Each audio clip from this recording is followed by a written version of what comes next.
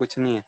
Hello everyone, welcome to Vanti classes. My name is Manjit Bhardwaj. तो आज भी हम सॉलिड स्टेट का नेक्स्ट लेक्चर करेंगे। बेटा खुद ही लिखना पड़ता है, वो पीएचडी में खुद ही। रिसर्च का मतलब है सारा कुछ आपके नाम होगा, ठीक है। सब कुछ आपको ही करना पड़ेगा, रिसर्च पेपर ढूंढने पड़ेंगे। सिंपल बता देता हूँ, व्हाट इज रिसर्च। सिंपल, आपकी क्यूरियोसिटी खत्म हो जाएगी। जैसे हम चाय बनाते हैं, आपके घर में चाय बनती होगी, आप सबके घर में चाय बनती है, मेरे घर में भी चाय बनती है। सबके चाय का टेस्ट अलग अलग होता है, यस और नॉट। Yes sir. हर किसी को अपने घर की चाय पसंद होती है। अब बात करते हैं, क्या सबकी न्यूट्रिएंट वैल्यू भी अलग होती है? हल्का फुल्का फर्क मिलेगा पॉइंटों में, तो हम उसको काउंट ही नहीं करते। मतलब न्यूट्रिएंट वैल्यू सबकी एक बराबर है, समझ गए। अब मुझे क्या करना है, मुझे एक ऐसी चाय बनानी है। रिसर्च का मतलब मुझे एक ऐसी चाय बनानी है जो चाय का टेस्ट तो बहुत अच्छा हो, मैं उसमें काजू डाल दूं। काजू वाली चाय भी आपको मिल जाएगी, हमारे घरों में ना बनती हो लेकिन बहुत से घरों में मिलती है। काजू, बादाम, केसर डाल के भी चाय बनती है ना। किशमिश डाल के भी चाय बनती है। एक चाटा होता है, चाटा एक पाउडर है जो पंजाब के लोग चाटा डालकर चाय बनाते हैं, ठीक है। उसमें अलग अलग तरह की मुलट्टी डलती है, ठीक है, कुछ और चीजें डलती है, उसका टेस्ट अलग हो जाता है। और अदरक भी डलती है बहुत से, हम लोग भी सर्दियों में अदरक डालते हैं, लेकिन अदरक का पाउडर डालें तो सूखा पाउडर अदरक का, वो अलग तरह से काम करता है। इस तरह से मुलेठी का पाउडर डालें, इस तरह से बहुत सारे टेस्ट हो गए। अब मुझे क्या करना है, चाय के साइड इफेक्ट कम हो, टेस्ट वैसा ही हो जैसा आप घर में पी रहे हैं, लगभग वैसा, और उसके अंदर न्यूट्रिएंट वैल्यू में ज्यादा बढ़ा दूं। सुबह चाय पीना खतरनाक होता है, खराब होता है, मैं उसको कम कर दूं, उसके साइड इफेक्ट को जीरो कर दूं कि खतरनाक नहीं रहेगा। आप अकेली चाय भी पी सकेंगे, आपके पेट को खराब नहीं करेगी, एसिडिटी नहीं बनाएगी, फ्यूचर में भी आपका खराब नहीं करेगी सिस्टम। अगर मैं ऐसी चाय बना दूं जिसमें न्यूट्रिएंट वैल्यू बहुत हो, विटामिन सी हो जो सुबह सुबह आपको जरूर चाहिए होता है ना, सिट्रिक एसिड हो जो नींबू सुबह सुबह जरूर चाहिए होता है, लेकिन टेस्ट चाय वाला हो। अब ग्रीन टी बना दें, ग्रीन टी तो पीते ही बंदे को उल्टी आती है, हेल्दी है लेकिन अच्छी नहीं होती टेस्ट में। तो अगर मैं ऐसा कुछ बना दूं, चाय बनाई मैंने काजू बादाम केसर डाल के, आप सबके घरों से में जो चाय बनती है उसका जो टेस्ट है उस सबसे अलग है, उसके इंग्रेडिएंट भी अलग है, हल्के फुल्के अलग है, बहुत ज्यादा नहीं। और मैंने एक नई चाय बना दी, और वो न्यूट्रिएंट वैल्यू में आप सबके और मेरे घर में बनने वाली चाय से बिल्कुल अच्छी है, न्यूट्रिएंट वैल्यू भी अच्छी है, लेकिन टेस्ट लगभग वैसा ही है। अच्छी चीज बनी, टेस्ट भी एनहांस कर दिया, न्यूट्रिएंट वैल्यू भी एनहांस कर दी, रिसर्च पेपर छाप दिया कि मैंने लोगों से अलग किया। तो अब हम क्या करते हैं, रिसर्च पेपर पढ़िए, सबने अच्छे अच्छे काम कर रखे हैं। अब सबके रिसर्च पेपर पढ़ने से आपको आइडिया लगाना होगा कि मैं कौन सा रिसर्च करूं, किस चीज को बनाऊं, और फिर मैं पब्लिश करूं जो उन सबसे बेटर हो। Got it? ठीक है, इस तरह से एक रिसर्च पेपर लिखा जाता है। फिर इस तरह से कम 2 रिसर्च पेपर पब्लिश होने चाहिए, 4-5 हो तो बहुत अच्छा, लेकिन कम से कम 2 रिसर्च पेपर पब्लिश हो। और आप जो लंबी रिसर्च कर रहे हैं उस सारी रिसर्च को छाप दीजिए, एक बुक बना दीजिए लगभग 200 पेजेस की। आपने क्या क्या पढ़ा, कहाँ कहाँ से पढ़ा, मुझे आप सबके घरों के नाम लिखने पड़ेंगे, क्योंकि मैंने आप सबके घरों से वो इंग्रेडिएंट लिए और वो आपसे पूछा कि आप क्या क्या कितने अमाउंट में डालते हो। तो आप तो अंदाजे से डालते हो, तो मैं आपके घर 10 दिन रहूंगा, हर रोज जितना दूध डाला उसको एमएल में मेजर करूंगा। इतना गिलास ले लो, मुझे दो एमएल में ये लिख लिया, वो लिख लिया, वो लिख लिया। एवरेज चेक करूंगा 10 दिन की, कि 10 दिन में आपने दूध कितना डाला, कितने एमएल में, पत्ती कितने मतलब वॉल्यूम में ली चाय पत्ती, और चीनी कितने वॉल्यूम में ली, ये सब मैं 10 दिन तक नोट करूंगा, क्योंकि आप तो अंदाजे डालते हो। और फिर परफेक्टली उन सब का एवरेज निकालूंगा, और हर बार उस एवरेज के हिसाब से अगर चाय बनाऊंगा तो आपके घर का परफेक्ट टेस्ट मैं कॉपी कर लूंगा। समझ गए? ऐसे होता है कॉपी, लेकिन बहुत ध्यान से। अब मुझे क्या करना है, मैंने आप सबके घरों की रिसर्च करी, सबकी चाय की रिसर्च करी, सबको परफेक्टली लिख लिया कि इतना इतना डालना है, इतनी देर गर्म करना है, इतनी देर उसको उबालना है। उसके बाद में मैं उन सब से मुझे कोई ना कोई आइडिया मिल जाएगा, यार इसको कम ज्यादा करने से टेस्ट में फर्क आ जाता है, ये मुझे समझ आ जाएगा। अब टेस्ट में क्योंकि फर्क आ जाता है, तो अब मैं सोच लूंगा कि यार मैं क्या बनाऊं कि टेस्ट मुझे ऐसा चाहिए, इंग्रेडिएंट मुझे वैसे चाहिए, ये चीज नहीं डाल दूं तो कुछ और बन जाएगा, लेकिन टेस्ट खराब नहीं होना चाहिए, क्योंकि अगर टेस्ट खराब हो गया तो लोग पसंद नहीं करेंगे। और इस तरह से सारी चीजें सोच के मैनेज करके मैं एक नया फॉर्मूला लिखूंगा, नई चाय बनाऊंगा जो सबको पसंद आए। अगर ऐसा हो गया तो भाई बाजार में उसके पैकेट मिलेंगे बने बनाए, कि आप पत्ती की जगह सीधा ये डालिए दूध के अंदर या पानी के अंदर और पी लीजिए, न्यूट्रिएंट वैल्यू बहुत अच्छी कर देगा, और लोग इसी को पसंद करते हैं। लेकिन अगर वो अलग बनी पर बहुत कामयाब ना रही, तो मेरा नाम तो रिसर्च पेपर में आ ही जाएगा। ठीक है, कोई कंपनी मेरे नाम का वो इंग्रेडिएंट का पैकेट नहीं बनाएगी, मतलब कमर्शियल नहीं करेगी उसे, पैसा कमाने लायक नहीं मैंने ऐसा काम किया कि भी लोग उसको ज्यादा पसंद करें, लेकिन मैंने काम तो कर दिया ना। बहुत गलत काम नहीं होना चाहिए कि कड़वा टेस्ट बना दिया फिर कहेंगे भाई ये तो रिजेक्टेड है। टेस्ट ठीक ही होना चाहिए, मतलब, लेकिन बहुत फेमस भी ना हो। अगर फेमस हो गया रॉयल्टी मिलेगी 20 साल तक। जब भी कोई कंपनी मेरे नाम से चाय बनाएगी, उस पैकेट को बनाएगी, उसका मुझे कुछ परसेंटेज मुझे मिलेगा। आप लोग अपने घरों में पी रहे होंगे, लेकिन मेरे को 20 साल तक रॉयल्टी मिली। ये होती है रिसर्च। समझ में आ गया पीएचडी क्या होती है? सिंपल। दूसरा एग्जांपल और सर जब थ्योरीज बनाते हैं, मतलब जैसे आइंस्टाइन ने E बराबर mc स्क्वायर वाली थ्योरी बनाई थी, तो जैसे आपने रिसर्च अभी पेपर बताया ये तो एक्सपेरिमेंटल था। अरे बेटा सुनिए सुनिए, थ्योरी वो रिसर्च पेपर ही है। आइंस्टीन में भी उसका रिसर्च पेपर ही लिखा, अंदाजा लगाया, ढूंढा, फॉर्मूले पढ़े इधर उधर से, फिर लास्ट में उसको लिख दिया कि ये चीज होनी चाहिए, ऐसे होनी चाहिए। आइंस्टीन ने भी ये किया था। और लिखने के बाद आइंस्टीन ने फिर क्या किया, लिख तो सारा कुछ दिया, फिर उसके बाद आइंस्टीन का वो रिसर्च पेपर सबको समझ में आया, पब्लिश हो गया, तो वो फेमस हो गया, उसको थ्योरी नाम दे दिया, क्योंकि वो बुक्स में सबको पढ़ाया जाने लगा। अब मैं अगर कोई चाय बना रहा हूँ, चाय पढ़ाने की चीज है क्या? Is this the matter of मतलब टीचिंग? नहीं सर, किताबों में नहीं आएगी। लेकिन अगर मैंने चाय की जगह कोई साइंटिफिक काम किया, ठीक है, चाय नहीं बनाई, ये तो हो गया प्रेपरेशन, और दुनिया के हिसाब से काम किया मैंने, दुनिया को क्या चाहिए, ये होती है रॉयल्टी के लिए काम होते हैं, ठीक है। जिसको हम बोलते हैं ना, कोरोना वैक्सीन बनाई तो दुनिया को जरूरत थी, वो हो गया, पेटेंट भी हो जाएगा और लोग उसको प्रोडक्शन भी करेंगे। लेकिन मैंने ऐसा कोई काम नहीं किया कि प्रोडक्शन हो, मैंने तो ऐसी चीज ही नहीं बनाई प्रोडक्शन हो, लेकिन मैंने ऐसी चीज बताई कि भाई ये चीज ऐसे काम करती है। मैंने एक्सपेरिमेंट किए कि देखो एनर्जी ऐसे पैदा होती है, मास को एनर्जी में ऐसे कन्वर्ट कर सकते हैं, न्यूक्लियर फिशन से ये होता है, न्यूक्लियर, वो सारी चीजें थ्योरी में आ जाएंगी, वो थ्योरी में पढ़ाई जाएंगी। अगर वो सही अच्छी है तो थ्योरी में पढ़ाई जाएंगी, अगर वो बकवास है तो वो लिख के साइड में रख देंगे। कल को शायद इसका कोई रेफरेंस लेके इस रिसर्च पेपर को पढ़ के किसी के दिमाग की घंटी बज जाए, कोई अच्छी रिसर्च कर दे, है ना। तो इसलिए मेरा रिसर्च पेपर तो रहेगा, हमेशा हमेशा रहेगा, लेकिन वो बहुत वर्थ ही नहीं है, तो वो यूं का यूं बस पड़ा रहेगा, किसी के शायद काम आ जाए। ये होता है थ्योरी में, समझ गए। अब दूसरी चीज बताता हूं, जैसे रिसर्च का मतलब क्या? सर्च होता है खोज, रिसर्च क्या? आपने गाय और भैंस दोनों देखी है, भैंस के अंदर ज्यादा घी बनता है, उसका फैट का जीन ज्यादा होता है, गाय में कम होता है।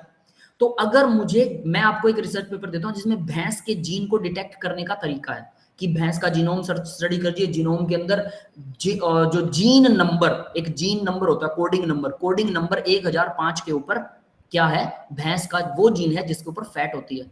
अब मैं आपको कहूं कि बेटा आपको गाय में वही फैट का जीन ढूंढना है, तो गाय और भैंस लगभग सिमिलर है, तो 1005 की जगह हो सकता है 1006, 7, 8, 9, 10 तक, या फिर 990 से लेकर 1010 के बीच में जितने भी जीन्स हैं गाय के अंदर, उनमें से कोई ना कोई एक मिलेगा आपको फैट का, आसपास तो होना चाहिए। तो इसको बोल देंगे रिसर्च। अगर आपने गाय में वही जीन ढूंढ लिया, रिसर्च। समझ गए सर? अगर किसी ने आपकी रिसर्च में एरर निकाल दिया तो आपकी रिसर्च फेल? बेटा एरर तो मुझे खुद ही पता लग जाएगी, बाद में चेकिंग होती है उसकी ड्यूरिंग द टाइम। इसीलिए रिसर्च का कोई टाइम नहीं होता। अगर मान लीजिए मैंने कुछ निकाला, कुछ ढूंढा, कुछ किया, उसके बाद मैं प्रूफ दूंगा ना, ऐसे कैसे एरर निकल जाएगी यार, ठीक है। टेस्ट होते हैं बाकायदा, उनका स्ट्रक्चर आता है, एक्सरे क्रिस्टलोग्राफी आती है, मोलिकुलर स्ट्रक्चर, एटॉमिक स्ट्रक्चर, सब कुछ होता है। अगर वो सारी चीजें मैं बोगस प्रेजेंट कर रहा हूँ, फिर तो कहानी खराब है ही, वो तो फिर रिसर्च होनी नहीं। लेकिन मैंने रियल में टेस्ट करवाए, मैं उनको देखूंगा तो कोई मेरे को चैलेंज कैसे कर सकता है। दूसरी चीज, फिर भी चेक करने के लिए बताता हूं, जैसे एक कमेटी बैठती है जिसे डीडीआरसी की मीटिंग बोलते हैं, डीडीआरसी की development of scientific research and something something होता है, ठीक है, कमेटी। उसके अंदर क्या होता है डीडीआरसी की मीटिंग में, एक तो आपका गाइड होता है जिसके अंडर आप पीएचडी कर रहे हो, सुपरवाइजर, बाकी के 3-4 और केमिस्ट्री के टीचर होते हैं जो उसी यूनिवर्सिटी के होते हैं, उसके अलावा 2 और बाहर के प्रोफेसर होते हैं जो किसी दूसरी यूनिवर्सिटी से। कहीं ये आपस में ही 4 बंदे बैठ के और सेटिंग कर लें, यूनिवर्सिटी वाले बच्चा उनको पटा ले और फिर ऐसा ना करे, तो बाहर के प्रोफेसर भी होते हैं, ठीक है। लाइसेंस में ही पता चल जाएगा, ठीक है। लाइसेंस नहीं बेटा, मतलब वो सब चेक करते हैं और वो सब डीडीआरसी की मीटिंग करते हैं। और मुझे हर 6 महीने में मुझसे पूछा जाता है क्या कर रहा भाई, तो मैं उनको बताता हूँ मैं यहाँ ये कर रहा हूँ, यहाँ कर रहा हूँ, ऐसे कर रहा हूँ। उनको ठीक लगता है, वो सेटिस्फैक्टरी रिपोर्ट के ऊपर साइन करके चले जाते हैं। फिर 6 महीने बाद फिर से आते हैं, फिर साइन करते हैं, और एक्सटर्नल कोई भी हो सकता है जो बाहर से आता है। और इस तरह से मेरी रिपोर्ट आगे से आगे जाती है। फिर 3 साल बाद, कम से कम 3 साल, मैक्सिमम टू मैक्सिमम 7 ईयर, ऐसे करके रिसर्च चलती है। समझ में आ गया? क्योंकि अगर कुछ गड़बड़ होगी, मैंने जीन ढूंढने की कोशिश कर रहा हूँ मैं गाय में भैंस का, है ना, वो फैट वाला, मुझे नहीं मिला, 990 से 1010 के बीच में है ही नहीं वो। मैंने सारे एक्सपेरिमेंट करके देख लिए, मेरा टाइम भी वेस्ट हो गया बहुत। तो लास्ट में मेरा गाइड क्या कहेगा, ये मुश्किल काम है, शायद तुझे नहीं मिलेगा, लेकिन अपना एक रिसर्च पेपर लिख दे कि इसमें कुछ नहीं मिला। वो लिख के मैं साइड हट जाऊंगा, मेरा काम हो गया सारा खराब, अब मैं नया काम करूंगा। इसलिए पीएचडी की ड्यूरेशन 3 साल से 7 साल होती है। समझ गए कि कोई मुश्किल चीज आ गई और अटक गई कहीं पे, सारा काम फेल है, बट मैं उसके बारे में कुछ ना कुछ लिख सकता हूँ कि मैंने यहाँ से यहाँ तक सर्च की थी, कुछ नहीं मिला, खाली आगे बढ़ो। क्लियर है भाई? तो चलिए अब हम जरा अपनी स्टार्ट करते हैं आज पीएचडी का, वो कहते हैं ना शुरू वाला काम, मतलब आपको बहुत सारे रिसर्च पेपर पढ़ने होते हैं। एक और चीज बता देता हूँ, कोई इंटरेस्टेड हो, बच्चे भी ऐसा कर सकते हैं, कोई खास बात नहीं, अगर आपके दिमाग में कुछ आता है, शोध गंगा के नाम से, शोध गंगा इसके नाम से गूगल के ऊपर गूगल स्कॉलर मिलेगा, शोध गंगा ढूंढिए, उसके अंदर कोई भी टॉपिक भर के, शोध गंगा के अंदर गूगल जैसा ही एक सर्च इंजन मिलेगा, शोध गंगा का कोई भी टॉपिक भरिए, उस पर आपको रिसर्च पेपर मिल जाएंगे, उनको डाउनलोड कीजिए, ठीक है। कुछ रिसर्च पेपर डाउनलोड होंगे, कुछ नहीं होंगे, किसी को अगर इंटरेस्ट हो तो मैं बता दूंगा कैसे होते हैं। उसके बाद उनको पढ़िए, 5-5, 10-10 ज्यादा से ज्यादा पेजेस के रिसर्च पेपर होते हैं। पहला रिसर्च पेपर पढ़ोगे 2-3 घंटे लगेंगे, उसके बाद में तो आप 1 घंटे में एक रिसर्च पेपर आसानी से पढ़ सकते हैं, ठीक है। तो आप उसको पढ़िए, बार बार आइडिया लगाइए, नए आइडियाज पर काम कीजिए, रिसेंट रिसर्च पर काम कीजिए, तो आपको अगर आइडिया सही लग गया, उसके ऊपर किसी को आप काम दे सकते हैं कि इस आइडिया पे काम किया जा सकता है। अगर आप खुद करना चाहते हैं खुद भी कर सकते हैं, और खुद भी रिसर्च पेपर छाप सकते हैं। क्लियर है? छपवा मैं दूंगा, टेंशन नहीं लेने का। हाँ, नाम क्या के डॉक्टर लग जाएगा बेटा लास्ट में। चलिए, साइनोपोसिस क्या होता है फिर? साइनोप्सिस होते हैं बेटा, इसको यूं कहिए कि जैसे मैंने टॉपिक सर्च किया, मैंने कम से कम 100-150 रिसर्च पेपर पढ़ लिए, फिर मैं टॉपिक सर्च करूंगा कि मुझे इस टॉपिक पे काम करना है, मुझे चाय बनानी है, या मुझे भैंस में गाय वाला जीन ढूंढना है, ठीक है, ऐसा कुछ करके, तो मैं उनको बताऊंगा मैं इस चीज पे काम करना चाहता हूँ, फिर मैं एक ड्राफ्ट बनाऊंगा, लिखूंगा कि मैं ये काम करूंगा, ऐसे काम करूंगा, ऐसे। यूं नहीं कि मैंने बोल दिया मैं इस पे काम करूंगा कि मेरे को तो भैंस में गाय वाला जीन ढूंढना है या गाय में भैंस वाला जीन ढूंढना है, वो कहेंगे ठीक है, कैसे ढूंढेगा बता। अब मुझे उनका रेफरेंस देना पड़ेगा कि मैंने इतने रिसर्च पेपर में ये काम पढ़ा, ऐसे ऐसे पढ़ा, और इनमें ये लिखा हुआ था ऐसे, तो मैं भी ऐसे ही करूंगा। किसी एक का बताऊंगा मैं ऐसे करूंगा, दूसरे का बताऊंगा मैं ऐसे भी करूंगा, अगर काम ना हुआ, मतलब एक ओवरड्राफ्ट की मैप बनाऊंगा कि मुझे क्या क्या करना है। और उन लोगों को समझ में आया कि हाँ ऐसा पॉसिबल तो है, क्योंकि पढ़े लिखे हो, आपने भी रिसर्च पेपर पढ़े हैं, आप रिसर्च पेपर छाप भी रहे हो, तो मुझे समझ में आ जाएगा, उनको भी समझ में आ जाएगा कि ये सही बोल रहा है। अगर आप यूं ही अंधों की तरह ब्लाइंड खेल रहे हो, वो कहेंगे भाई कैसे करेगा तू, तेरे बस का नहीं है। तो उसको बोलते हैं प्रपोजल, रिसर्च प्रपोजल, कि मैं अपनी कमेटी के सामने बोलूंगा, मेरे गाइड के सामने बोलूंगा मैंने ये चीजें पढ़ी हैं ऐसे ऐसे, और इस टॉपिक पे मैं ये वाला काम करूंगा। अब गाइड को लगा कि भी हाँ ये नया काम है, पहले किसी ने किया तो नहीं है, क्योंकि कॉपी पेस्ट हो सकता है, तो वो बोलता है पहले किसी ने किया तो नहीं, तूने सर्च कर लिया अच्छे से, क्योंकि अगर आपने सारा काम कर लिया और लास्ट में आपको पता लगा कि भाई ये तो पहले से एग्जिस्ट करता है तो आपका रिसर्च पेपर तो डबलिंग हो गया ना, तो इसलिए वो वैलिड नहीं हुआ। तो सबसे शुरू में यही आपको बताना होगा कि मैंने सारा सर्च कर लिया, और सर्च करने से मिल जाता वो इस पे काम हुआ है कि नहीं, क्योंकि जो भी आपने सोचा आइडिया उसको नेट पर सर्च करके देखिए, उस आइडिया पर लाखों रिसर्च पेपर मिल जाएंगे, हजारों तो पक्का मिलेंगे। तो अगर नहीं मिल रहे हैं तो मतलब आपका काम नया है, डू इट, दैट्स इट। तो उनको पसंद आया, काम भी अच्छा है, वो यस करेंगे, उसको बोलते हैं साइनोप्सिस। साइनोप्सिस लिखने के बाद फिर वही 6-6 महीने बाद डीडीआरसी होती है, ठीक है, और आप अपना काम शुरू कर दीजिए, क्योंकि आपने सब बता दिया ना मैं ये काम करूंगा, अब बता चुके हो, अब आप डीडीआरसी हर 6 महीने बाद आप कहाँ पहुंचे, डीडीआरसी, और लास्ट में अपनी रिपोर्ट सबमिट करवाइए, और लास्ट में थेसिस, मतलब जो भी आपने शुरू से लेकर लास्ट तक लिखा है, जिस जिस रिसर्च पेपर को पढ़ा है, वो सारे रिसर्च पेपर का रेफरेंस आपको नीचे देना होगा कि मैंने ये पढ़ा और इस रिसर्च पेपर से आइडिया लिया, जिनसे आपको थोड़ा बहुत आइडिया आया। ये नहीं है कि पढ़ा कुछ हो रही है, आइडिया आपका कुछ हो रही है तो उसका भी नाम लिख दिया, नहीं, और उन सबका नाम लिखा जाता है। ये होता है प्योर पीएचडी में। समझ में आ गया पीएचडी क्या है? सर फिर आपकी Yes, जब sir. थ्योरी छप जाएगी तो आपको पैसे मिलेंगे? नहीं बेटा, पैसे वैसे तो तब मिलेंगे अगर काम की हुई, तो काम की हुई तो फिर 20 साल पैसे मिलेंगे, कमर्शियलाइजेशन हो जाए तो। मैंने कोई ऐसी चीज बना दी कि लो भाई मैं एक पानी वाटर कूलर बना, और वाटर वाला वाटर प्योरीफायर बना रहा हूँ, सपोज मैंने उसमें एक मेम्ब्रेन लगा दी।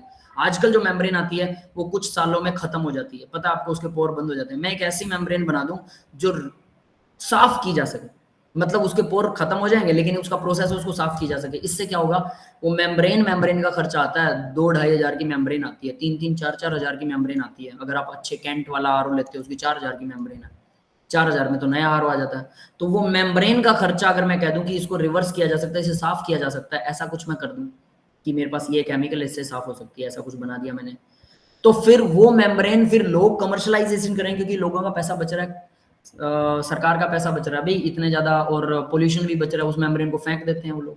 तो यानी कि पैसा बचा रहा हूँ, तो वो मेम्ब्रेन कमर्शलाइजेशन हो जाएगी, सारी कमर्शियल कंपनियां बनाएंगी, मेरे नाम से बना रही ना, 20 साल मुझे पैसा देंगे, क्योंकि मेरी वजह से वो पैसा कमा रही है, मेरी वजह से सबका भला हो रहा है, इसलिए 20 साल रॉयल्टी का कुछ हिस्सा मिलता है। कुछ हिस्सा मतलब अब मान लीजिए मैंने जो मेम्ब्रेन बनाई, जो या साफ करने वाली मेम्ब्रेन बनाई, उसमें उसका खर्चा आता है 1000 रुपए, पहले थी 4000 की, उस 1000 रुपए में हो सकता है मुझे 50 रुपए मिले एक मेम्ब्रेन पर, तो यहाँ तो लाखों लोगों के घर आ रहे हैं। 50 रुपए के हिसाब से लाख को 50 से मल्टीप्लाई करोगे 50 लाख बन गए है ना। महीने के अगर महीने में भी लोग अगर 1 लाख लोग अगर मेम्ब्रेन चेंज कर रहे हैं तो महीने के 50 लाख, ऐसे करके रॉयल्टी मिलती है। समझ गए क्या होती है पीएचडी? यस सर, अच्छी समझ चीज sir, है। शुरुआत करें सर। ये हल्की हल्की चीजें ना आप लोगों को पता होना चाहिए। ऐसा मत सोचिएगा कभी भी कि जैसे हमारा लेक्चर खराब हो रहा है यार, आज का लेक्चर तो खराब हो गया। ये खराब नहीं है, ये आपको कहीं ना कहीं काम आएगा। इन चीजों को अगर याद रखेंगे, आपका थोड़ा बहुत इंटरेस्ट होगा तो आपको पता लगेगा पीएचडी में होता कुछ नहीं है, एक टॉपिक सेलेक्ट करना बस उस पर काम करना है, ठीक है। तो वो बहुत बड़ी चीज नहीं है। ज्यादातर लोगों को लगता है कि बहुत बड़ी चीज है, पता नहीं क्या ही है, लेकिन अच्छी चीज ये है कि आपको रिसर्च की कैसे जाती है। मास्टर का भी मास्टर जो होता है ना, जिसको बोलते हैं हम कि आपको पता है कि यहाँ एक रिएक्शन में आपको समझा रहा हूँ, आपको लगेगा ले ये तो आसान सी है, करने पर उसका यील्ड आ रहा है 20%, मतलब जो आपको प्रोडक्ट चाहिए 80% तो खराब हो गया, 20% बन रहा है। ये आपको रिएक्शन करने पर पता लगेगा, लेकिन यहाँ देख के तो लगेगा ये तो 100% बन ही जाएगा, और क्या बनेगा इसके अलावा, हो ही नहीं सकता कुछ और बन जाए। लेकिन जब असलियत में करते हैं तो बहुत सारे फैक्टर्स होते हैं, तो इसलिए मैं बोलता हूँ रिएक्शन याद ही करनी पड़ेगी, है ना। तो तब आपको समझ में आती है, मतलब थोड़ी गहराई पता लग जाती है इंसान को। चलिए भाई, तो अब हम शुरू करते हैं अपना, है ना, कुछ पढ़ेंगे जरूर। Classification of crystalline solid. Crystalline solids की क्लासिफिकेशन देखिए, ये वो टेबल था जो लास्ट टाइम पे हम नहीं कर पाए थे, ठीक है। मैंने बोला था कि इसमें नहीं है, तो मैंने नोट्स बदल दिए। पहले जो नोट्स थे वो अलग थे, हमारे अवंती वालों के थे, और ये नोट्स अलग हैं, ठीक है। तो इससे ही हम आपको पढ़ाने वाले भी डेफिनेट है, जहां पर अच्छी चीज हो वहीं से हमें कवर करना है, सीधी सी बात। तो यहाँ देखिए भाई, 4 तरह के टाइप ऑफ सॉलिड है। यहाँ जो है मोलिक्यूलर सॉलिड, छोटे मोलिक्यूल्स, नॉन पोलर हो सकते हैं, पोलर हो सकते हैं, हाइड्रोजन बॉन्डेड हो सकते हैं। ये तीनों पता है आपको। नॉन पोलर क्या होते हैं? नॉन पोलर जैसे CCl4 है, हाइड्रोजन है, आयोडीन है, कार्बन डाइऑक्साइड है, जिसमें स्लाइटली नेगेटिव पॉजिटिव चार्ज नहीं होते। क्लियर है बेटा? Yes sir. पोलर सॉलिड कौन से होते हैं? अब जरा पोलर सॉलिड देखिए, जिनमें स्लाइटली नेगेटिव पॉजिटिव हाँ, आ जैसे जाए। HCl है, SO2 है, और वाटर भी है H2O, ठीक है। पोलर पोलर तो ये भी है, लेकिन नीचे वाटर को हाइड्रोजन बॉन्ड वाले में दे रहेगा, क्योंकि वाटर में हाइड्रोजन बॉन्ड होती है। यस, क्लियर है? वहां पे तो वो है ना, वो सॉलिड्स के ऊपर बात कर रखी है तो ना। बेटा यहाँ आपको लगता है हाइड्रोजन सॉलिड है, कोई भी मॉलिक्यूल जिसे ठंडा करके कंप्रेस करके सॉलिड बनाया जा सके, तो सारे मॉलिक्यूल को बनाया जा सकता है। Is not this? तो हर चीज सॉलिड हुई सर। यस, तो किसी का भी एग्जांपल ले सकते हो, सारे, लेकिन उसकी कैटेगरी डिवाइड करनी पड़ेगी, नॉन पोलर, पोलर और हाइड्रोजन बॉन्ड। वाटर में हाइड्रोजन बॉन्ड होता है, आइस के अंदर, आइस लिखा उसने ब्रैकेट में, देखिए ध्यान से, है ना।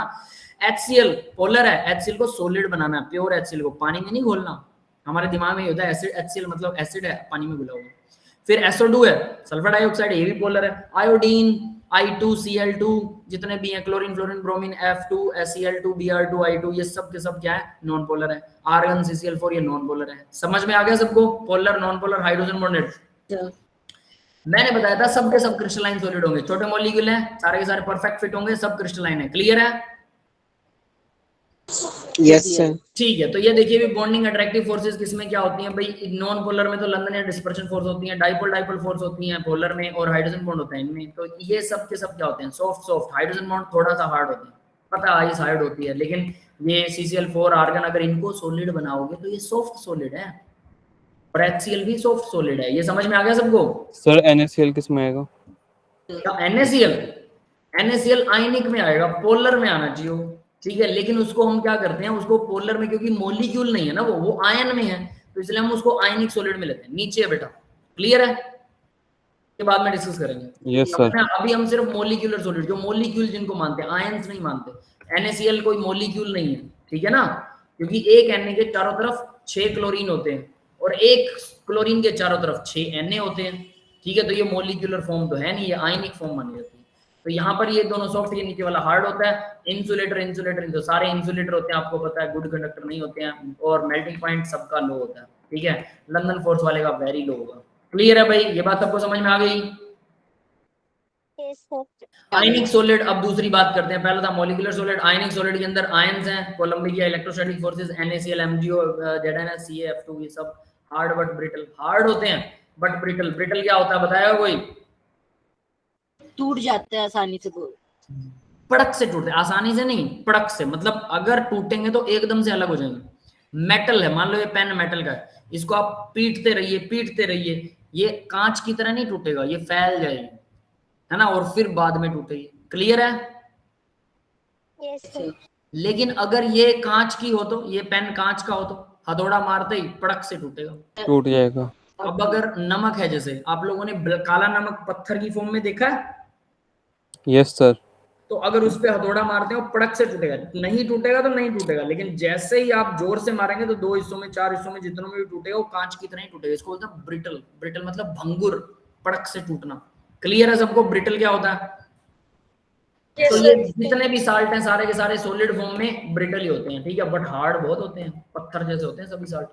इंसुलेटर होते हैं in solid state, but conductor होते हैं मोल्टन या एक्वा स्टेट। पानी में डाल दोगे तो एक्वस में भी कंडक्टर होते हैं, और मोल्टन स्टेज में अगर इनको पिघला देते हो तब भी क्या होते हैं? कंडक्टर्स। क्लियर है बेटा? है ना? इसके बाद इनका देखिए मेल्टिंग पॉइंट क्या होता है? हाई होता है। NaCl का मेल्टिंग पॉइंट 801 डिग्री है, 801 डिग्री सेल्सियस पर ये मेल्ट होता है। अंदाजा लगा सकते हैं, आपको नमक आपके घर में पड़ा होता है और आपको लगता है कि ये जल्दी से मेल्ट हो जाएगा, पानी में मिनट में घुल जाता है, लेकिन मेल्ट करने में कितना कुछ है ना? समझ गए कितना जोर लगता है? यस, समझ में आ गया होगा कि 800 डिग्री पर पिघलता है नमक आपका, और आयरन कितने डिग्री पर पिघलता है? 1538 1538 डिग्री। आयरन इससे भी हाई टेम्परेचर पर पिघलता है। चलिए आगे बढ़ते हैं। तो इसका मतलब क्या है? आप लोगों ने वो खाए होंगे ना, क्या बोलते हैं उसको, फुल्ले, क्या, sorry, popcorn. Yes yes sir. Popcorn को गली में जो आते हैं रेडी वाले, वो लोग आजकल तो कुकर में बना लेते हैं लोग, 2 मिनट में, है ना, आते हैं, उसमें मसाला वसाला होता है, पॉपकॉर्न घर पे ही बना लेते हैं। लेकिन हम लोग गली वाले पॉपकॉर्न खाया करते, तो गली के अंदर जो पॉपकॉर्न वाला आता था उसके पास एक कढ़ाई होती थी लोहे की, उस कढ़ाई के अंदर काला नमक डालता था वो बारीक। यस सर, भूनता था उसमें को काले नमक को गर्म करता था नीचे भट्टी में, और फिर उसके ऊपर वो डाल देता था पॉपकॉर्न, और वो फिर उसके ऊपर एक जाली रख देता था लोहे वाली, ताकि छलनी से रखता है, उड़ के, हाँ, उड़ के ऊपर ना उठे, और फिर बाद में उस छलनी में से नमक को छान के डायरेक्ट हमें काले नमक वाले वो दे देता। मतलब 800 डिग्री सेल्सियस पर वो पिघलता है नमक, तो डेफिनेट सी बात है वो पिघलेगा नहीं, किसी से रिएक्शन भी नहीं करेगा, कुछ नहीं करेगा, मस्त नमक। क्लियर है भाई? काले नमक और व्हाइट नमक में क्या फर्क होता है? ब्लैक साल्ट के अंदर 2% मिनरल्स, 2% मिनरल्स होते हैं, 2% मिनरल अलग अलग टाइप के। सफेद नमक में कुछ नहीं होता, सिर्फ नमक होता है, इसलिए ये खतरनाक है सेहत के लिए। ब्लैक नमक हर रोज जितना भी खा रहे हो उसका 2% आपकी बॉडी में मिनरल जा रहे हैं, माइन्यूट अमाउंट में, जो हमारी बॉडी के लिए बहुत नेसेसरी होते हैं। Yes, got it guys? उल्टा सर, व्हाइट नमक तो हड्डियां गलाता है। बेटा ब्लैक नमक में भी 98% व्हाइट नमक ही होता है, लेकिन उसमें एक एंटीडोज होती है 2% की, जो हमारी बॉडी के लिए बहुत अच्छी है। इसलिए ब्लैक नमक और व्हाइट नमक में बहुत ज्यादा फर्क नहीं है, ये हमारे माइंड में साइको आ जाती है, लेकिन फर्क है। अगर नमक खाना पड़े तो ब्लैक खाइए, ज्यादा खाना पड़े तो दोनों ही खराब है, ये याद रख लेना। क्लियर है? कुछ लोग ऐसा मानने लग गए हैं, ये मिथ हो गया है कि ब्लैक नमक कितना ही खा लो कोई दिक्कत नहीं है, काला नमक तो जहर है, सॉरी सफेद नमक तो जहर है ना? लेकिन ऐसा नहीं है, सफेद नमक के साथ साथ काला नमक भी ज्यादा खाओगे तो वो भी जहर ही है। बट हाँ, ब्लैक की और सफेद की बजाय तो ब्लैक खाना अच्छा है, क्योंकि उसमें काफी मिनरल्स और काफी मल्टी चीजें होती हैं, है ना, जो हमारी बॉडी के लिए बहुत नेसेसरी होती है। ठीक है बेटा? ठीक है, आगे बढ़ते हैं जरा। मेटालिक सॉलिड है, मेटल्स में जो बॉन्ड होता है उसको मेटालिक सॉलिड बोलते हैं। मेटल्स का बॉन्ड पता है भाई, पढ़ा आप लोगों ने क्या?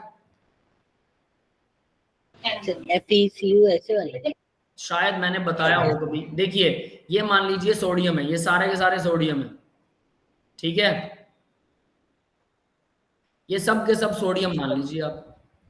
सोडियम पॉजिटिव आयन है, साथ में पॉजिटिव आयन, मतलब इन्होंने एक इलेक्ट्रॉन डोनेट कर रखा है। यस, क्लियर है ये बात? क्लियर है। अब एक इलेक्ट्रॉन कहाँ डोनेट किया? मान लीजिए इसने यहाँ इलेक्ट्रॉन डोनेट कर रखा है, इसने भी यहाँ कर रखा है, इसने भी यहाँ कर रखा है। हर किसी का मैं एक ही साइड ऊपर की तरफ और राइट साइड में दिखा रहा हूँ, ठीक है, इलेक्ट्रॉन।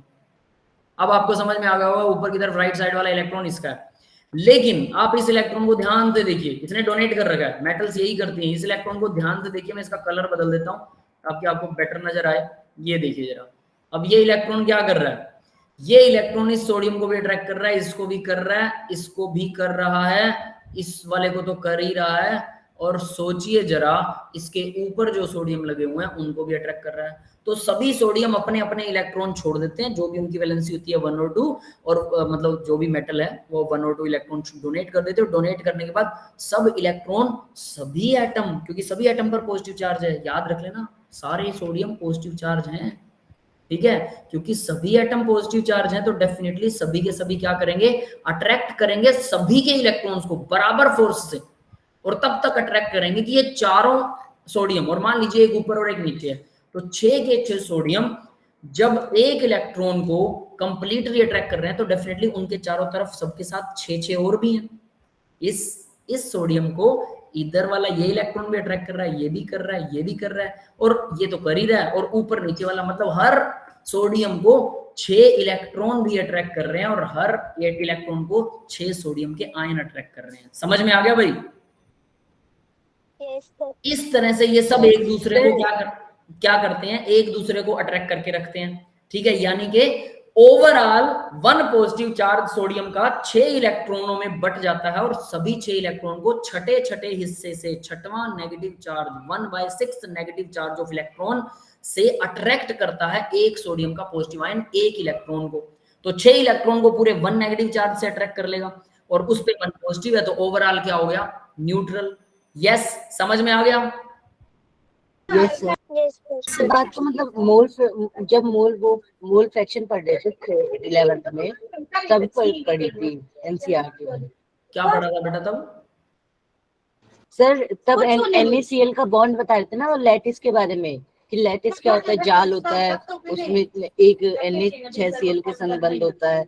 हाँ, वो सर एनसीईआरटी में तब पढ़ी थी। वो अलग चीज है, वो आयनिक बॉन्ड्स में होता है, वो भी बताऊंगा, ठीक है। तो यहाँ पर ये देखिए, ये होता है मेटालिक बॉन्ड। तो अगर मान लीजिए आपने क्या किया, यहाँ से एक हथौड़ा लिया और इस हैमर से, ठीक है, इस हैमर से यहाँ पर जोर से मारा, क्या होगा, ये सोडियम यहाँ से चला गया, ये यहाँ आ गया। क्लियर है भाई? Yes sir. तो होगा क्या, अब ये वाला सोडियम नीचे आ गया, ये वाला उससे नीचे आ गया, ऐसे करके। तो मैंने देखो यहाँ से तो गायब कर दिया, इसका इलेक्ट्रॉन भी नीचे आ जाएगा, तो ये अब ये 3 सोडियम इधर आ गए। तो हुआ क्या, ये वाला इलेक्ट्रॉन जो ऊपर वाला सोडियम था ना, उसका वो यहाँ से यहाँ आ गया, तो इसका इलेक्ट्रॉन अब ये इसको अट्रैक्ट करने लग जाएगा, टूटेगा तो नहीं है। समझ में आ रहा है सबको? Yes sir. यानी कि ये फैल जाएगा। अब जरा दूसरा एग्जांपल से आपको बेटर समझ में आएगा, वो बताता हूँ, ठीक है। अब दूसरा एग्जांपल करते हैं NaCl का। ये है metallic bond, metallic bond, metallic bond. अब देखिए आयनिक बॉन्ड में क्या होता है, आयनिक बॉन्ड के अंदर मैं हर जगह पर एक Na बनाऊंगा, Na पॉजिटिव, एक Cl नेगेटिव, क्योंकि यहाँ सोडियम ने अपना पूरा इलेक्ट्रॉन क्लोरीन को दे दिया, इसके पास इलेक्ट्रॉन नहीं है। अब यहाँ सबके इलेक्ट्रॉन यही घूम रहे हैं मेटल में, तो है ना, क्लियर है? Yes sir. तो NaCl पॉजिटिव, Cl नेगेटिव, फिर से Na पॉजिटिव, Cl नेगेटिव, जो आपने +1 में देखा होगा। अब Na के नीचे भी आपको Cl लगाना, ध्यान रख लेना, हर तरफ Na के हर तरफ तो Cl ही लगेगा, और Cl के हर तरफ Na लगेगा, ठीक है। Cl नेगेटिव, Na पॉजिटिव, फिर से नेक्स्ट लाइन के अंदर नीचे Na लगेगा, ना कि Cl लगेगा, है ना, फिर Cl नेगेटिव, फिर Na पॉजिटिव। तो इस तरह से फिर Cl नेगेटिव, इस तरह से आप कोई भी एक लाइन उठा लीजिए, हम 3 ही बनाएंगे ताकि आपको कंफ्यूजन ना हो, हम सेंटर वाला आइटम उठा सकें अच्छे से। तो देखिए नीचे सेंटर वाला ये रहा आइटम, ये सेंटर वाला आइटम, इधर से एक क्लोरीन, इधर से एक क्लोरीन, इधर से एक क्लोरीन, और इधर से एक क्लोरीन, 3-4 क्लोरीन तो ये होगी, एक ऊपर होती है एक नीचे होती है। इसमें सच में 6 क्लोरीन होती हैं, सच में हर एटम में। उसके साइज के हिसाब से 6 से ज्यादा एटम भी हो सकते हैं जो उसको कोऑर्डिनेट कर रहे हो, उसको टच कर रहे हो। क्लियर है? Yes sir. है ना? इसमें सच में 6 होते हैं, हर सोडियम को 6 क्लोरीन अटैच करते हैं, 4 साइडों में, और एक ऊपर और एक नीचे। तो देखिए भाई, अगर मैं यहाँ पर एक हथौड़ा मारता हूँ, अब जरा ध्यान से देखना, यहाँ पर एक हथौड़ा मारता हूँ, हैमर, नमक है मेरे पास, सॉलिड फॉर्म में है ये नमक, ठीक है, नीचे मेटल भी सॉलिड फॉर्म में थी।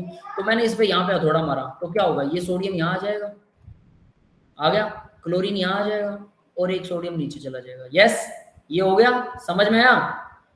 सोडियम के सामने सोडियम, क्लोरीन के सामने chlorine, positive charge repel positive charge, negative charge will repel negative charge. तो ये तो फैल जाएगा, अपन पटक से एकदम दूर हो जाएंगे। यस और नोट? एकदम दूर हो जाएगा ना, यानी हथौड़ा मारा, अगर नीचे नहीं खिसका सोडियम तब तो ये सॉलिड का सॉलिड रहेगा, लेकिन अगर थोड़ा सा भी खिसक गया तो नीचे उसको सोडियम को सोडियम मिलेगा, वो एकदम से अलग हो जाएगा, एकदम से अलग। Yes, got it. ब्रिटल, कांच एकदम से टूट जाता है, वैसे ही हमारा नमक का सॉलिड पत्थर भी, पथरीला नमक भी हथौड़ा मारते ही टूट जाएगा। क्लियर है बेटा? Yes sir. तो इस तरह से काम करता है, क्या काम करता है? आयनिक सॉलिड। तो ये आयनिक है भाई, ठीक है। तो ये आयनिक सर सॉलिड है। रॉक सॉल्ट भी ऐसे ही टूटता है। सॉल्ट भी ऐसे टूटता है बेटा, अगर वो सॉलिड हुआ तो। अगर आप पाउडर फॉर्म में ले रहे हो वो अलग चीज है, ठीक है, बिल्कुल सॉलिड पत्थर जैसा। और ये मेटालिक सॉलिड। तो मेटालिक सॉलिड के लिए जनरली बोला जाता है कि पॉजिटिवली चार्ज्ड, इनको कर्नल बोलते हैं, पॉजिटिवली चार्ज कर्नल, ठीक है। वो इलेक्ट्रॉन क्लाउड में, क्योंकि इलेक्ट्रॉन तो सिर्फ ये नहीं यहाँ खड़ा थोड़ा रहेगा, इलेक्ट्रॉन तो एटम के अंदर ही घूमता रहता है, तो यहाँ कौन सा रुकने वाला। तो ऐसे मक्खी की तरह भिनभिनाता रहता है, समझ में आ गया? मधुमक्खी की तरह। क्लियर है? जो अपने छत्ते के चारों तरफ भिनभिना रही है, तो मधुमक्खी जो छत्ते के चारों तरफ भिनभिना रही है, तो बहुत सारे इलेक्ट्रॉन भिनभिना रहे हैं। तो इलेक्ट्रॉन्स के हाइव में, छत्ते में, जो इलेक्ट्रॉन्स का छत्ता है जो सारे घूम रहे हैं, उसके अंदर पॉजिटिवली चार्ज्ड कर्नल जो है वो धसे हुए होते हैं, क्योंकि ये तो नहीं हिल रहा, न्यूक्लियस तो नहीं हिलता, लेकिन इलेक्ट्रॉन घूमता हुआ नजर आता है। इसको बोलते हैं मेटालिक बॉन्ड। समझ में आ गया मेटालिक बॉन्ड की डेफिनेशन? ओके है ना? तो ये कुछ ऐसे काम करता है। तो मेटालिक बॉन्ड आपको समझ में आ गया, इधर से आयनिक बॉन्ड समझ में आ गया, ये ब्रिटल क्यों होते हैं ये भी पता लग गया होगा। क्लियर है? और मेटालिक बॉन्ड मेटल मतलब 3D में होगा ना? मैलिएबल होगा। हाँ बेटा 3D में होगा, मैं बता तो रहा हूँ, ऊपर भी नीचे भी, बिल्कुल, है ना, ऊपर नीचे हर जगह। 3D में भी पॉजिटिव पॉजिटिव सामने आ जाएंगे, हथौड़ा मारोगे तो। सिस्टम इनका ऐसे होता है ना, आयनिक सॉलिड में। लेकिन मेटल्स में क्या, सारे पॉजिटिव आयन और इलेक्ट्रॉन धसे हुए हैं, थोड़ा बहुत टेढ़ा मेढ़ा उसका साइज टेढ़ा मेढ़ा हो जाएगा, लेकिन इलेक्ट्रॉन तो वैसे ही अंदर इधर उधर घूम रहे हैं, तो वो उसको पकड़ के ही रखें। मतलब मेटल्स ब्रिटल नहीं होती हैं, उसे ऐसे पड़क से नहीं तोड़ सकते। लेकिन नमक का मान लो मैंने पेन बना लिया नमक का, ठीक है, और ये नमक का पेन मैं ऐसे जोर लगा के तोड़ रहा हूँ, एकदम से टूट जाएगा, है ना। बट अगर यही लोहे का हो, नहीं टूटेगा। सोडियम का भी हो, लोहा चलो आपको लगेगा आप सर सॉलिड ज्यादा मतलब फोर्स वाला वो ले रहे हो, सोडियम तो मेटल है ना। सोडियम का भी अगर पेन हो, ऐसे करके तोड़ने की कोशिश करूंगा, मुड़ जाएगा आसानी से, बटर की तरह मुड़ जाएगा, लेकिन टूटेगा नहीं, ब्रिटल होकर नहीं टूटेगा। समझ में आ गया क्यों ब्रिटल होते हैं ये? यस। यही वाली टेबल में कह रहा था कि ये टेबल आपके पुराने वाले नोट्स में थी नहीं, तो मैंने इसलिए नोट्स ही बदल दिए, मैंने कहा उसमें है ही नहीं है, ठीक है। तो भाई इनका मेल्टिंग पॉइंट हाई होता है डेफिनेटली, मेटल्स का फेयरली हाई, बहुत हाई होता है। तो अब यहाँ से बात कर सकते हैं कि मेटल्स जो है उनका मेल्टिंग पॉइंट हाई होता है, काफी हाई, और आयनिक सॉलिड्स का उनके मुकाबले लो हो सकता है। लेकिन कुछ मेटल ऐसे मिलेंगे कि वो आयनिक सॉलिड से उनका मेल्टिंग पॉइंट कम है, कुछ मेटल्स जैसे सोडियम वगैरह है। तो भाई इसलिए आयनिक सॉलिड और मेटालिक में ये डिफाइन करना कि किसका ज्यादा होता है मेल्टिंग पॉइंट, कोई बहुत अच्छी रेस नहीं है, एटलीस्ट दोनों का मेल्टिंग पॉइंट हाई ही होता है। क्लियर है बेटा? Yes sir. अब देखिए, यानी कि देखो ये भी छोटे छोटे मॉलिक्यूल हैं, ये भी छोटे छोटे हैं, सब के सब क्या होंगे भाई, छोटे मॉलिक्यूल। अब देखिए मेटल में तो आपको होता है आयरन, कॉपर, जो भी ले लीजिए, hard but malleable and ductile. ये रहा मेलिएबल एंड डक्टाइल, हार्ड तो होते ही हैं, वो भी हार्ड होते हैं बट ब्रिटल होते हैं, hard plus but brittle. Conductors, ये हमें पता है सॉलिड फॉर्म में भी कंडक्टर होते हैं, मोल्टन में भी कंडक्टर ही होते हैं, ये हर जगह कंडक्टर होते हैं, ठीक है। मेटालिक बॉन्ड होता है इसमें, ये मैं आपको बता चुका हूँ। Positively charge ions in the sea of delocalize, देखो ये देखो समुद्र होता है, किसका समुद्र है? सी ऑफ डीलोकलाइज्ड इलेक्ट्रॉन, जो अपनी लोकेलिटी को छोड़कर इधर उधर घूमते रहते हैं, उनके इलेक्ट्रॉन के समुद्र के अंदर पॉजिटिवली चार्ज मेटल आयन जो है वो फिक्स रहते हैं, ठीक है। ये उसका कंस्टिट्यूशन पार्टिकल्स है, ठीक है। ये टेबल याद होनी चाहिए सभी को विद एग्जांपल, ध्यान रख लेना। कोवेलेंट और नेटवर्क सॉलिड, अब यहाँ पर एक क्वेश्चन आएगा। मैंने बोला था क्रिस्टलाइन सॉलिड वो होते हैं जो सबके सब क्या होते हैं, परफेक्ट ऑर्डर होते हैं, ऑर्डर कभी नहीं बदलते। छोटे मॉलिक्यूल ही होंगे जिनका ऑर्डर कभी नहीं बदलेगा, कंफर्म है। बड़े मॉलिक्यूल्स हैं वो पॉलीमर बन जाएंगे। लास्ट लेक्चर लगाया था किसी ने, कोई यहाँ पर है? सिर्फ क्रिस्टलाइन और अमोर्फस समझाने के लिए पूरा लेक्चर गाड़ दिया था मैंने, सोच लो। अभी भी अगर क्रिस्टलाइन अमोर्फस नहीं आया तो यस सर, अमोर्फस क्रिस्टलाइन याद है सर, है ना। तो मतलब अमोर्फस क्या होते हैं? पॉलीमर्स होंगे डेफिनेटली, बड़े मॉलिक्यूल। लेकिन यहाँ ये वाला जो एग्जांपल है कंफ्यूजन क्रिएट करता है भाई। कोवेलेंट सॉलिड भी, कोवेलेंट या नेटवर्क सॉलिड, अब नेटवर्क सॉलिड तो मतलब क्रिस्टलाइन में आ जाएंगे। नेटवर्क सॉलिड तो पॉलीमर में आना चाहिए, लेकिन ये एटम से मिलकर बने होते हैं, यस सर। कोवेलेंट बॉन्ड होते हैं। अब इनका एग्जांपल बताऊंगा तब आपको समझ में आएगा कि मैं क्या कह रहा हूं। जैसे silicon dioxide, silicon dioxide SiC, silicon carbide AlN, aluminium nitride, diamond, graphite, ये सारे एग्जांपल आपको याद होने चाहिए। डायमंड हार्डेस्ट सब्सटेंस है, पता है, आज तक का non. Yes yes sir. Sir, लेकिन फिर भी वो खत्म हो जाता है। डायमंड के जैसा एक और सब्सटेंस है जिसे बोलते हैं कार्बाइड, सिलिकॉन कार्बाइड SiC, वो डायमंड के लगभग बराबर का ही क्या होता है, सॉलिड होता है, हार्डेस्ट होता है। तो देखिए सिलिकॉन कार्बाइड ना, जो पत्थर काटने वाला ब्लेड देखा, पत्थर काटने वाला ब्लेड, यस सर। पत्थर काटने वाला वो गर्र करके वो होता है ना, जो चलाते हैं ये लोग मशीन पत्थर काटने वाली, देखी होगी किसी ने काम होते हुए इधर उधर, नहीं देखा Yes, sir. है ना। देखिए सर। तो वो जो पत्थर काटने वाली मशीन आपने देखी है, उसमें जो ब्लेड होता है उसके देखा अंदर है। ब्लेड की वैरायटी आती है। एक डायमंड कट ब्लेड होता है, मतलब उस पे डायमंड के बिल्कुल बारीक पाउडर, जो जब हम डायमंड की घिसाई करते हैं ना, उसको फिनिशिंग लाने के लिए छोटे डायमंड्स को भी घिसते हैं, तो उसका उस पाउडर नीचे गिरता है, और वो जो पाउडर है उसका ये लोग ब्लेड के ऊपर उसको हार्ड ग्लू से, लोहे के ब्लेड पर हार्ड ग्लू से उसको चिपकाते हैं, बहुत हार्ड ग्लू से, और उसको बोलते हैं डायमंड कट ब्लेड, मतलब डायमंड के छोटे छोटे टुकड़े लगे होते हैं उस ब्लेड के ऊपर। और एक होता है कार्बाइड ब्लेड, कार्बाइड के टुकड़े लगे होते हैं उसमें, कार्बाइड भी उतना ही स्ट्रॉन्ग होता है, ठीक है। तो ये दोनों टाइप के ब्लेड आते हैं, कार्बाइड वाला ब्लेड थोड़ा सस्ता आता है, डायमंड कट वाला थोड़ा सा महंगा आता है, क्योंकि डायमंड महंगा ऑब्वियस है, कार्बाइड भी उतना ही हार्ड है जितना डायमंड है। सर आखिर डायमंड इतना महंगा क्यों है? कार्बाइड कार्बाइड का अमाउंट ज्यादा मिलता है बेटा, डायमंड का अमाउंट कम मिलता है, और कम मिलने वाली चीज और ऊपर से चमकीली चीज हो तो इंसान की अकल इतनी ही है बस, वो चमक में ही खो जाता है तो पत्थर क्या है, सोना क्या है तो भारी मेटल, लोहे के ऊपर गोल्डन, लोहे के ऊपर बढ़िया गोल्डन कलर कर लो यार, क्या दिक्कत है। पता नहीं क्यों ऐसा लोगों को लगता है कि सोने में पता नहीं क्या है, ठीक है। अगर आप सोने को सिर्फ इसलिए रखना चाहते हैं कि भाई ये प्रीशियस मेटल है, तो मैं प्रीशियस के लिए उसको कभी रिकमेंड नहीं करता। सोना अगर आपकी बॉडी से टच करता है तो सोना डालने से हमारी बॉडी के अंदर कुछ अलग तरह की रेडिएशंस का एब्जॉर्प्शन होता है जो वो सनलाइट से टकराती हैं, प्योर साइंटिफिक है। तो इसलिए कह सकते हैं कि कुछ हद तक सोना डाल के रखना आपकी बॉडी की स्किन को काफी सारी बीमारियों से बचाता है। आई डोंट नो हाउ, बहुत ज्यादा साइंटिफिक रिसर्च तो नहीं मुझे पता इसकी, लेकिन ये कहीं ना कहीं वर्क करता है। चांदी भी ऐसे ही कहीं ना कहीं वर्क करती है, सोना चांदी डालने के लिए बोला था। कॉपर भी ऐसे ही हमारी बॉडी पे डालने के लिए बोला था, लेकिन कॉपर अच्छा नहीं लगता डाला हुआ, सोना अच्छा भी लगता है और वो वर्क भी करता है। तो कॉपर के लिए भी बोला जाता है, लोहे का कड़ा भी बोला जाता है कि वो भी डाल सकते हो, लोहे का छल्ला, कॉपर, पीतल का कड़ा भी लोग डालते हैं। ये सब चीजें कहीं ना कहीं हमारी बॉडी से, आयरन लोहा कहीं ना कहीं हमारी बॉडी की किसी न किसी चीज को बेटर करती हैं, एनहेंस करती हैं, ठीक है। इसलिए ये प्योर साइंटिफिक लेवल पर डाली जाती है, लेकिन इसका मतलब ये नहीं है सोना महंगा है, ऑब्वियस है, ये अच्छा भी लगता है। अब इंसान की अकल इतनी है कि जो चीज अच्छी लग रही है ना तो उसको महंगा बना दो, क्योंकि वो मिलता कम है और अच्छा लगता है, इसलिए महंगा हो गया। प्लास्टिक के आप लोग वो फ्रेंडशिप बैंड डाले फिरते हो ना, बहुत से बच्चे, पहले ट्रेंड आया था बीच में, है ना। अब वो भी तो आप शो के लिए डालते हो ना, हालांकि वो आपको नेगेटिव एनर्जी देता है। प्लास्टिक आपकी बॉडी से रगड़ खाता है, कुछ ना कुछ खराब करेगा, अंदर जाएगा, मर्ज होगा, वो खराब करता है। उसकी बजाय सोने का डाल लो, लेकिन सोना हो गया महंगा है ना, क्योंकि लोगों को पता लगे अच्छा लगता है। प्लास्टिक के वो 2 रुपए का स्ट्रिप नहीं होता और आपको 15 रुपए, 20 रुपए, 50 रुपए, पता नहीं कितने कितने महंगे बेचते होंगे, है ना। क्यों? क्योंकि उन्हें पता है कि अच्छा लगे और ये लोग जरूर खरीदेंगे।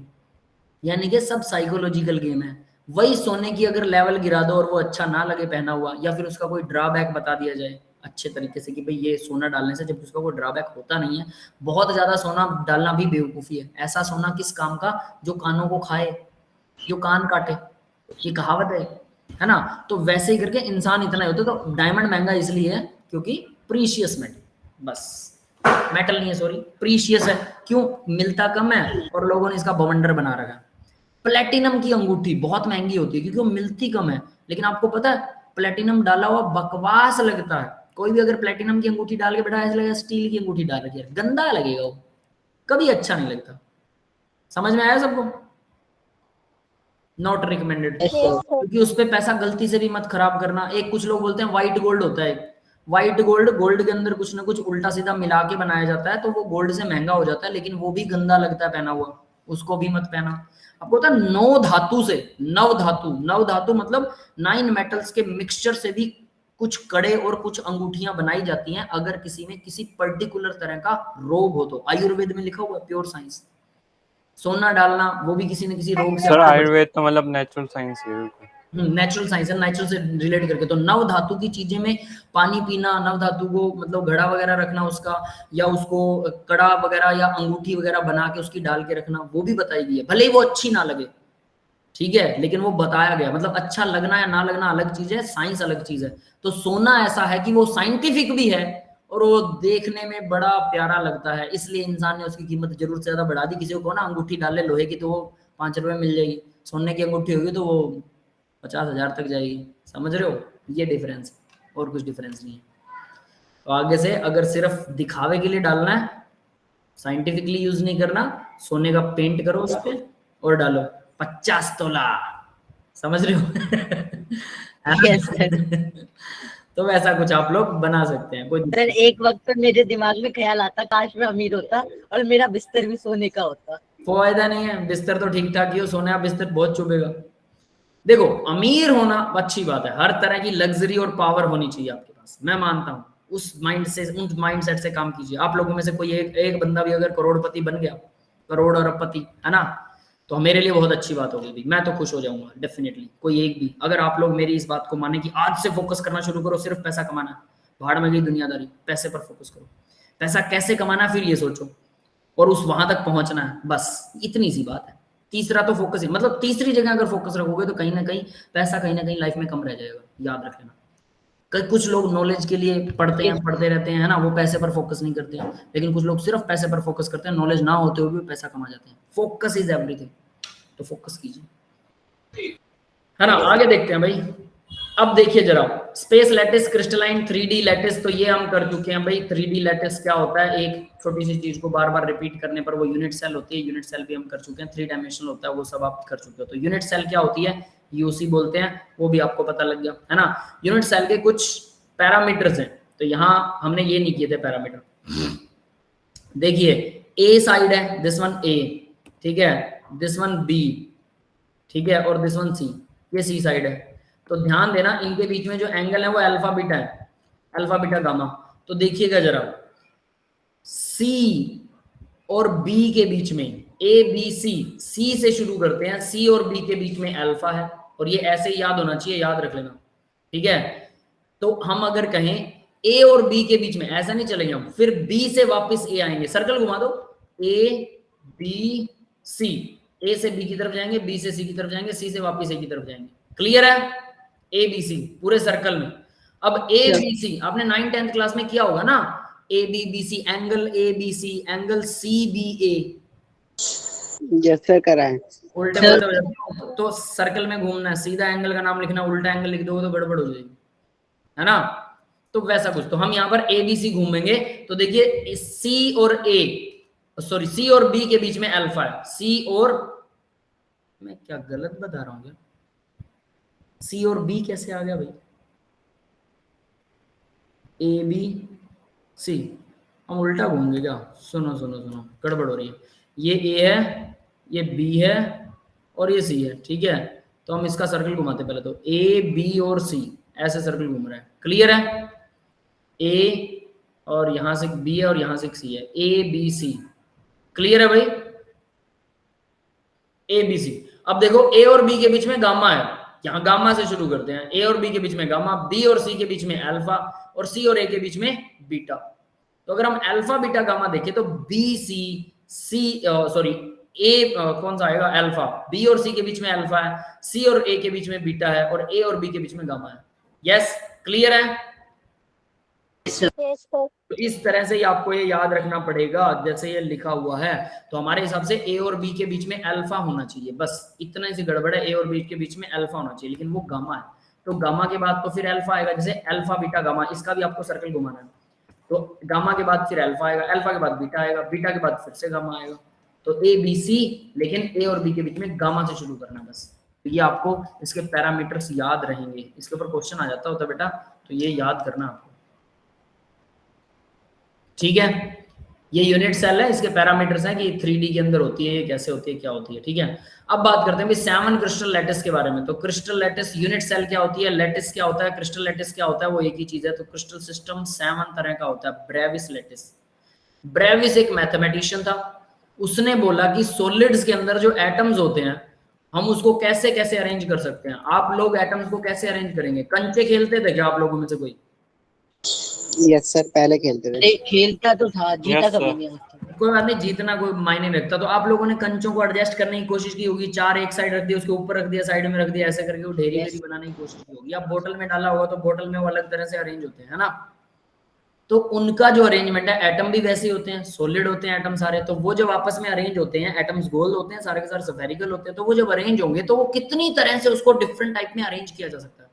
तो ब्रेविस एक मैथमेटिशियन था और उसने देखा कि सभी जितने भी तरह के सॉलिड है उनको 14 टाइप्स में, 14 टाइप के अंदर उनको क्या किया जा सकता है, अरेंज किया जा सकता है। यस, ये बात समझ में आ गई। सभी तरह के सॉलिड्स 14 टाइप से ज्यादा टाइप में अरेंज नहीं हो सकते। ब्रेविस ने बताया, वो मैथमेटिशियन था, उसने सब तरह की तिकड़मबाजी की। अब उन 14 टाइप्स के ब्रेविस लैटिसेस के अंदर 7 टाइप की यूनिट सेल होती हैं। यूनिट सेल 7 होती हैं, लेकिन उन यूनिट सेल से मिलकर सॉलिड 14 टाइप के बनाए जा सकते हैं। क्लियर है? Yes sir. ये समझ में आ गया ना। तो 7 तरह की यूनिट सेल क्या होती है, जिसको बार बार रिपीट करने से पूरा सॉलिड बन जाए।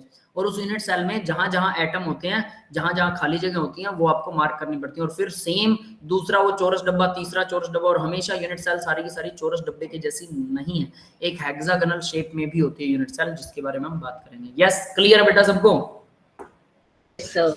ठीक है, तो ये कुछ इस तरह से। अब आप इसके अंदर देखिए कौन कौन से टाइप की यूनिट सेल्स होती हैं। ठीक है, और इसको याद करना है, इस टेबल को। मैं आज का लेक्चर यहीं पर खत्म कर दूंगा, सिर्फ इसे आपको याद करना है और इसमें कोई तिकड़मबाजी नहीं करनी है। और साथ में 1 मिनट रुकिएगा, मेरे पास एक ट्रिक है इसको याद करने की।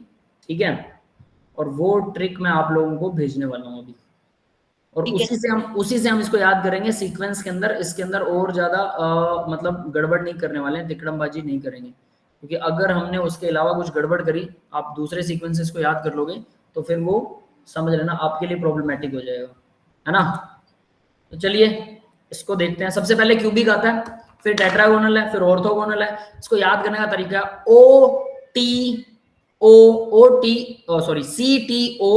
CTOMHR। ठीक है, CTOMHR कैसे याद कर सकते हो इसे? कोई शॉर्टकट बना सकते हो?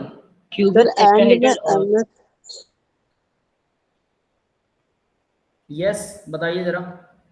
मैं इसको जरा सेट कर लूं, मेरे पास ये फोटो है एक और वो टैबलेट में पड़ी, मैं उसको आपके पास थोड़ा सेटिंग कर रहा हूँ। बोलो भाई, कैसे याद करोगे? कोई शॉर्टकट बनाओ इसका इतनी देर में, आप लोग कुछ बताइए। कोई तो ऑरेंज रसबेरी। पूजा कर तो ओम हरि की।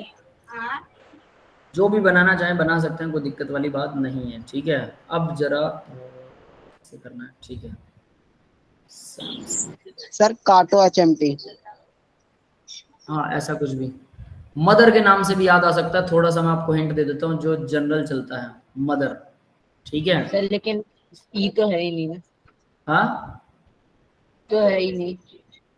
नहीं है, नहीं सर। रुकिए, ऐसा कुछ आता तो था भाई, मैं देखता हूँ, है ना। पहले मैं आपको ये शेयर कर दूँ सबसे पहले तो।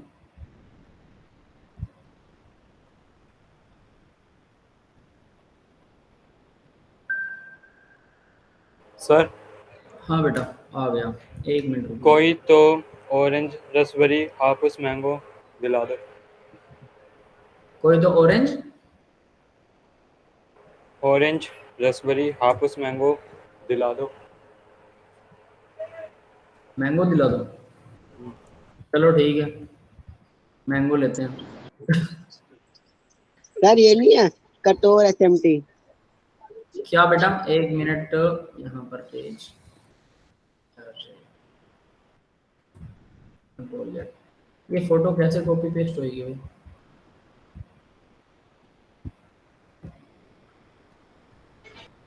ये तो नहीं आता। हो जाएगी, 1 मिनट हम कर देंगे, नो वरी। आ गई, यस दिख रही है सबको? ये से दिख रही है। इसको याद करना भाई, और इसके ऊपर पेपर में क्वेश्चन पक्का आता है, पक्का। कोई ना कोई एंगल पूछ लेते हैं, कोई ना कोई कुछ ना कुछ पूछते रहते हैं, ठीक है। और मैं आपको ये लर्न करवा दूंगा अभी, ठीक है, ये कैसे काम करती है। सर ग्रुप में भेजे? ग्रुप में नहीं बेटा, आपकी स्क्रीन के सामने नहीं आ रही? स्क्रीन में देखिए, नोट्स में आ जाएगी। नहीं आ रही क्या?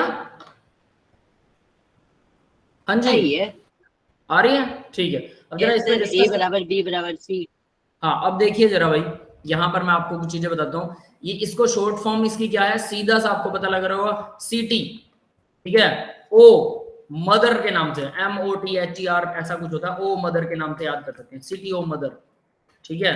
महर, वैसे तो मदर नहीं बनेगा, ये कुछ और ही बनेगा, लेकिन एटलीस्ट आपको वैसा कुछ करके याद कर सकते हैं, तो मुश्किल नहीं है। आप अपने हिसाब से बनाना चाहें, सिटी ओ मेहर ऐसा भी बना सकते हैं, ठीक है। CTO मेहर, जैसा आपको दिल करे वैसा बना लो, कोई चक्कर नहीं है।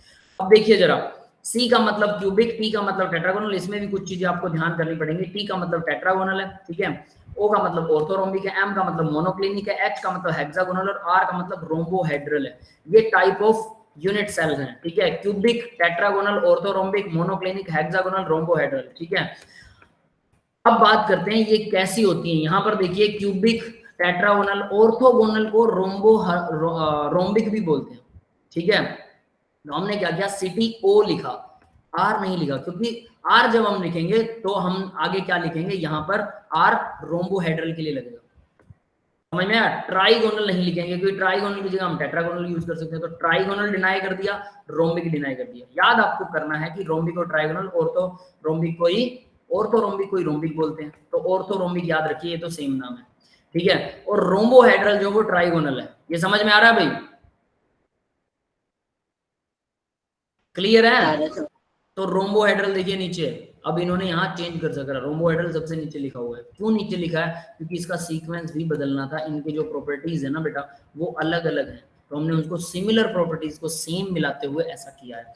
तो इसलिए ये नाम उस टेबल से मैच नहीं करेंगे, ध्यान से देख लेना इनके नाम, और वहां से कुछ गड़बड़ भी आ सकती है, तो लेकिन लर्न करने की टेक्निक यही है। इसके अलावा कुछ और मिलता है आपको वो याद कर सकते हैं, नो डाउट, मैं कभी ये नहीं कहता। तो देखो ABC इक्वल है, ABC इक्वल है, दिख रहा है सबको? ए बी इक्वल है, सी इक्वल नहीं, ये साइडें हैं ए बी सी, ए और बी इक्वल है, तो ये तो क्या बन गया, क्यूब बन गया, ऑब्वियस है। अल्फा बीटा गामा तीनों 90 है, हमने अभी किया था, एंगल्स हैं ये तीनों 90 है, क्लियर है? हाँ भाई समझ में आ रहा है? तो देखिए एबीसी पहला और लास्ट, दूसरा और सेकंड लास्ट, ये आपस में इक्वल है, सी को क्रॉस कर रखा है, और बीच वालों में सारे क्रॉस हैं, तो ये दोनों सेम है। तो इस तरह से इसको याद करना आसान है। पहली बात, ये एरो लगा रखे हैं, आपको साफ समझ में आ रहा होगा। पहले तीनों में तीनों एंगल सेम है, फिर उसके बाद देखिए इसके अंदर अल्फा बीटा गामा एंगल तो सेम है, ठीक है, लेकिन बीटा इक्वल नॉट 90, और सॉरी अल्फा और गामा है, अल्फा गामा 90 है, बीटा 90 नहीं है, बीटा 90 से कम है, ठीक है। फिर इसके बाद अल्फा बीटा इक्वल 90 है, लेकिन गामा 90 नहीं है, क्लियर है। और यहाँ तीनों इक्वल तो हैं, लास्ट वाले में देखिए तीनों इक्वल हैं, लेकिन तीनों 90 के इक्वल नहीं है, समझ में आ गया?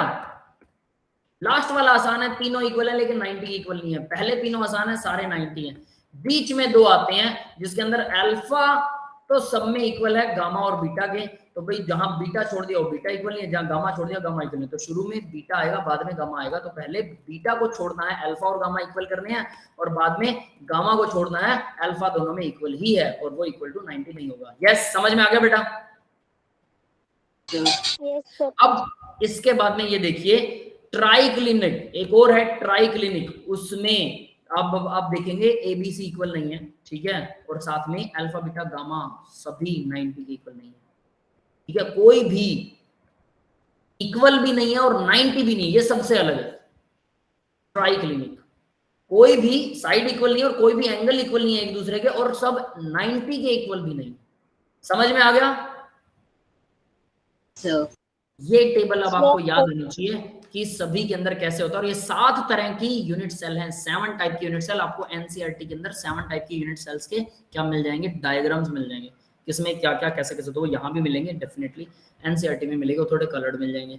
तो भाई ये अब आपको समझ में आ गया होगा primitive, face centred, body centred. अब ये सब हम बाद में डिस्कस करेंगे, ये फेस सेंटर्ड बॉडी सेंटर्ड क्या होता है। टोटल 14 बनेंगे, यहाँ देख लीजिए, और यही मैंने सबसे ऊपर लिखा हुआ है, टोटल 14 ब्रेविस लैटिस होते हैं, यानी 14 तरह की यूनिट सेल्स में हम 7 टाइप की यूनिट सेल्स के अंदर आगे 14 टाइप के लैटिस बन सकते हैं। जैसे क्यूबिक में देखिए प्रिमिटिव हो सकती है, प्रिमिटिव का मतलब है सिर्फ एक क्यूब है और जिसके सिर्फ कॉर्नर्स के ऊपर ही एटम है।